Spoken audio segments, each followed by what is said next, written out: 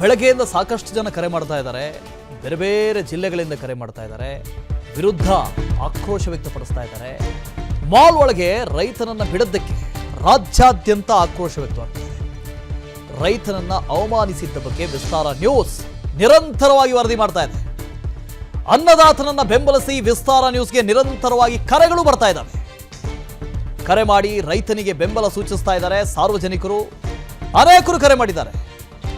ಜಿಟಿ mall ಆಡಳಿತ ಮಂಡಳಿಯ ವಿರುದ್ಧ ತೀವ್ರ ಆಕ್ರೋಶ ಹೊರಹಾಗ್ತಾ ಇದೆ. ರೈತ ಫಕೀರಪ್ಪ ಅವರಿಗೆ ಬೆಂಬಲವಾಗಿ ಸಮಸ್ತ ಕರುನಾಡು ನಿಂತಿದೆ. ಬೆಳಗ್ಗೆಯಿಂದ ವಿಸ್ತಾರ ನ್ಯೂಸ್ನಲ್ಲಿ ನಾನ್ ಸ್ಟಾಪ್ ಕವರೇಜ್. ಮಾಲ್ ಒಳಗೆ ರೈತನನ್ನ ಬಿಡದ್ದಕ್ಕೆ ಭಾರಿ ಆಕ್ರೋಶ ವ್ಯಕ್ತವಾಗ್ತಾ ಇದೆ ಇಡೀ ರಾಜ್ಯದಾದ್ಯಂತ. ರಾಜ್ಯದ ಮೂಲೆ ಮೂಲೆಗಳಿಂದ ಜನ ಕರೆ ಮಾಡ್ತಾ ಇದ್ದಾರೆ, ಮಾತಾಡ್ತಾ ಇದ್ದಾರೆ. ಯಾಕೆ ಮಾತಾಡ್ತಾರೆ ಅಂದ್ರೆ ಅವ್ರಿಗೂ ಒಂದಲ್ಲ ಒಂದು ದಿನ ಈ ತರದ ಎಕ್ಸ್ಪೀರಿಯನ್ಸ್ ಆಗುತ್ತೆ. ಇವತ್ತು ಕೇವಲ ನಾವು ಫಕೀರಪ್ಪನವ್ರನ್ನ ಒಬ್ಬ ವ್ಯಕ್ತಿ ಅಂತ ಕೂರಿಸಿಲ್ಲ, ಅವರು ಇಡೀ ರೈತಾಪಿ ವರ್ಗದ ಪ್ರತಿನಿಧಿ ಅಂತ ಕೂರಿಸಿದ್ದೀವಿ. ಇಡೀ ರಾಜ್ಯದ ಜನರ ಪ್ರತಿನಿಧಿ ಅಂತ ಕೂರಿಸಿದ್ದೀವಿ. ಎಲ್ರಿಗೂ ಈ ತರದ್ದು ಒಂದು ಎಕ್ಸ್ಪೀರಿಯನ್ಸ್ ಆಗುತ್ತೆ. ಆಗಬಾರ್ದು ಮುಂದೆ. ಇದು ನಮ್ಮ ಉದ್ದೇಶ. ನಾನ್ ಸ್ಟಾಪ್ ಕವರೇಜ್ ಅದಕ್ಕೋಸ್ಕರ ಮಾಡ್ತಾ ಇರೋದು. ವಸಿಷ್ಠ ಸಿಂಹ ಅವರು ನಟ ನಮ್ಮ ಜೊತೆ ಫೋನದಲ್ಲಿ ಜಾಯ್ನ್ ಆಗ್ತಾ ಇದ್ದಾರೆ. ವಸಿಷ್ಠ ಸರ್ ನಮಸ್ತೆ. ನಮಸ್ಕಾರ, ಹೇಗಿದ್ದೀರಿ ಸರ್? ಒಂದು ಬೆಂಗಳೂರಿನಲ್ಲಿ ಒಂದು ಮಾಲ್ನಲ್ಲಿ ಈ ಪಂಚೆ ಉಟ್ಕೊಂಡು ಹೋಗಿದ್ದಾರೆ ರೈತರು. ಪಂಚೆ ಹುಟ್ಟಿದೀಯಾ ಅನ್ನೋ ಕಾರಣಕ್ಕೆ ಮಾಲ್ ಒಳಗಡೆ ಬಿಡಲಿಲ್ಲ. ಅವ್ರು ಸಿನಿಮಾ ನೋಡೋಕ್ಕೆ ಅಂತ ಹೋಗಿದ್ದು. ಹಾವೇರಿ ಅವ್ರ ಊರು. ಬರ್ರಪ್ಪ ಹಾವೇರಿ ಅಲ್ವಾ, ನೋಡೋಣ ಬೆಂಗಳೂರು ತೋರಿಸೋಣ ಅಂತ ಅವ್ರ ಪಾಪ ಮಗ ಕರ್ಕೊಂಡ್ಬಂದಿದ್ದಾರೆ. ಜಿ ಟಿ ಮಾಲ್ ಒಳಗಡೆ ಹೋದರೆ ಆಹಾ, ಪಂಚೆ ನೋಡಿ ಪಂಚೆ ಉಟ್ಕೊಂಡವ್ರಿಗೆ ನಾವು ಎಂಟ್ರಿ ಕೊಡಲ್ಲ ಅಂತ ಸರ್. ಜಿ ಟಿ ಮಾಲ್ ಅಲ್ಲ, ಜಿ ಟಿ ಮಾಲ್. ಏನ್ ಹೇಳ್ತೀರಿ? ಇದು ವಿಪರ್ಯಾಸ. ಸರಿ, ಒಂದು ನನಗೆ ತಿಳಿದಿರೋ ಮಟ್ಟಿಗೆ ಏನಂದ್ರೆ ಜಿ ಟಿ ಮಾಲ್ ನಮಗೆ ಬಹಳ ನಿಕಟ ಸಂಪರ್ಕ ನಮ್ಗಳಿಗೆ. ತಾವು ಇದ್ದಾರ ಸರ್ ಅಲ್ಲೇ?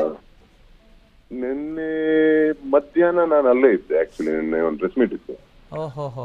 ಓಕೆ. ಪ್ರೆಸ್ ಮೀಟ್ ಗಳು ಸಾಮಾನ್ಯ ಜಿ ಟಿ ಮಾಲ್ ಅಲ್ಲಿ ನಡೆಯುತ್ತೆ, ಅಥವಾ ಮೂವಿ ಸ್ಕ್ರೀನಿಂಗ್ ಗಳು ನಡೆಯುತ್ತೆ. ವಿಸಿಟ್ ಮಾಡ್ತಾ ಇರ್ತೀವಿ. ಅಲ್ಲಿ ಸ್ಟಾಫ್ ಆಗ್ಲಿ ಅಥವಾ ಮಾಲ್ ಓನರು, ಮ್ಯಾನೇಜರ್ ಇವರೆಲ್ಲ ಚೆನ್ನಾಗಿ ಬಹಳನೇ ಪರಿಚಯ ಅಂಡ್ ಆಪ್ತರು ಕೂಡ. ಈ ತರದ್ ಕೇಳ್ಪಟ್ಟಿರಲ್ಲ, ಬಟ್ ಈ ತರದ್ ನಡೆದಿದೆ ಅಂದ್ರೆ ಅದು ವಿಪರ್ಯಾಸ. ನಿಜಕ್ಕೂ ಸರ್, ನಮಗೂ ಶಾಕ್ ಆಯ್ತು ಇದನ್ನ ನೋಡಿದಾಗ, ಕೇಳಿದಾಗ. ಅದಕ್ಕೆ ಅವ್ರನ್ನೂ ನಾನು ಕರ್ಸ್ಕೊಂಡು ಕೂರಿಸ್ಬಿಟ್ಟಿದ್ದೀನಿ. ವಿಷಯ ಏನಪ್ಪಾ ಅಂದ್ರೆ ಇಲ್ಲಿ ಇದು ಅವ್ರಿಗೆ ನಮ್ಮ ತನದ್ದು ಅಥವಾ ನಮ್ಮ ಗುಣಲಕ್ಷಣಗಳದ್ದು, ನಮ್ಮ ಭಾವನೆಯ ಬೆಲೆ ಗೊತ್ತಿರ್ಲಿಕ್ಕಿಲ್ವೇನೋ ತಡದವ್ರಿಗೆ. ಅಥವಾ ನಮ್ಮ ತನ ಅಂದ್ರೆ ಎಲ್ಲೋ ಒಂದ್ ಕಡೆ ಕೀಳರಿಮೆ ಇರಬೇಕು. ಇಲ್ಲಾಂದ್ರೆ ಈ ತರ ಮಾಲ್ಗೆಲ್ಲ ಯಾವತ್ತಿಂದ ಡ್ರೆಸ್ ಕೋಡ್ ಬಂತು ಅಂತ ಗೊತ್ತಾಗಿಲ್ಲ ಅಲ್ವಾ? ದೇವಸ್ಥಾನಗಳಲ್ಲೇ ಡ್ರೆಸ್ ಕೋಡ್ ಇಲ್ಲ. ಯಾರ್ಯಾರು ಅಸಭ್ಯವಾಗಿ ಬಟ್ಟೆ ಹಾಕೊಂಡು ಓಡಾಡ್ತಾರೆ ಅಂಥವ್ರಿಗೆ ನಿರ್ಬಂಧನೂ ಇಲ್ಲ, ನೀವು ಬರಬೇಡಿ ಅನ್ನೋರು ಯಾರು ಇಲ್ಲ.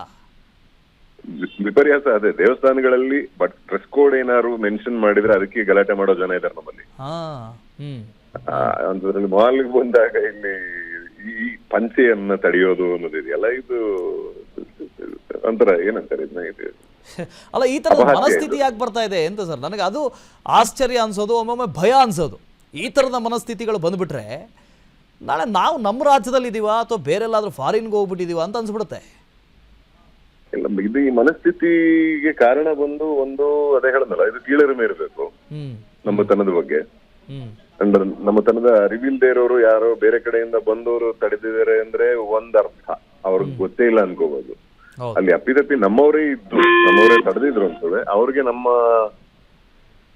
ನಾಡಿನ ವಿಚಾರಗಳು, ಆಚಾರಗಳ ಬಗ್ಗೆ ಕನಿಷ್ಠ ಗೌರವವೂ ಇಲ್ಲದೆ ಕೀಳರಿಮೆನೆ ಜಾಸ್ತಿ ಇದೆ, ಅಗೌರವ ಜಾಸ್ತಿ ಇದೆ ಅನ್ನೋದು ತೋರಿಸುತ್ತೆ.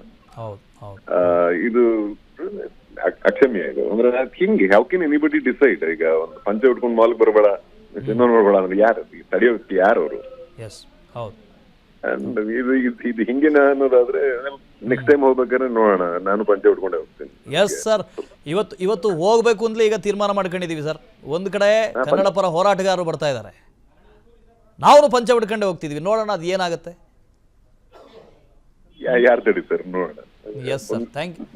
S sir, thank you sir, ನಮ್ಮ ಜೊತೆ ಮಾತನಾಡಿದ್ದಕ್ಕೆ ಧನ್ಯವಾದಗಳು.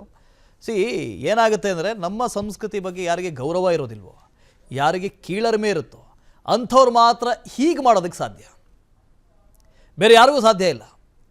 ಅಂಥ ಕೆಲ ಕ್ರಿಮಿಗಳಿದ್ದಾವೆ ನಮ್ಮಲ್ಲಿ, ನಮ್ಮ ಸಮಾಜದಲ್ಲಿ. ಅದು ನಿಜಕ್ಕೂ ಹುಡುಕ್ಬೇಕು ನಾವು, ಆ ಕ್ರಿಮಿಗಳನ್ನು, ಅದನ್ನು ಚಿವುಟಬೇಕು.